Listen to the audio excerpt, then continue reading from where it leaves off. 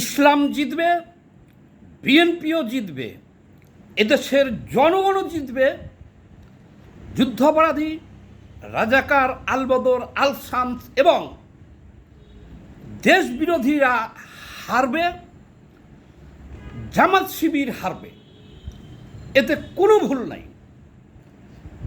আগামী নির্বাচনকে সামনে রেখে জামায়াতে ইসলাম বা জামাত শিবির জাসা তারা এখন যে স্লোগানটা তুলেছে এবং ব্যাপকভাবে সারা দেশে ভাইরাল করে দিয়েছে, সেইটা আমাদের দৃষ্টি আকৃষ্ট হয়েছে।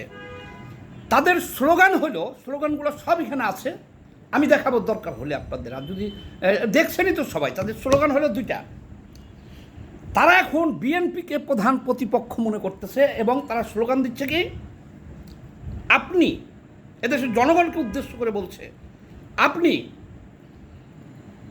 বিএনপিকে ভোট দিবেন না ইসলামকে ভোট দিবেন, আপনি বিএনপিকে জিতাইবেন নাকি ইসলামকে জিতাইবেন, আপনি আল কোরআনকে ভোট দিবেন না বিএনপিকে ভোট দিবেন, আপনি আল্লাহকে ভোট দিবেন, আল্লাহ রাসূলকে ভোট দিবেন নাকি বিএনপিকে ভোট দিবেন।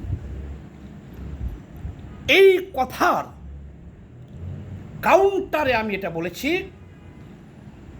যে বাংলাদেশে যে নির্বাচন হবে সেই নির্বাচনে ইসলাম জিতবে, বিএনপিও জিতবে, কিন্তু এই অপশক্তি ধর্ম ব্যবসায়ী যারা যুদ্ধ অপরাধী ঘাতক, এরা পরাজিত হবে। তাদের এই স্লোগানের কাউন্টারে আমি দেখলাম না যে বিএনপির অনলাইনে কেউ আছে। এখন বিএনপি কি সবাই মাঠ দখলে ব্যস্ত? কিন্তু মনে রাখতে হবে বিএনপির যে এখন এই ডিজিটাল যুগে অনলাইন কিন্তু একটা বিশাল ফ্যাক্ট। শেখ হাসিনার রেজিমে যে উৎখাত করা হয়েছে এর মুখ্য ভূমিকা পালন করেছে হলো কিন্তু অনলাইন। 70% অনলাইনে করেছে, অনলাইনকে অস্ত্র হিসেবে ব্যবহার করা হয়েছে, আর 30% হলো ফিল্ডে।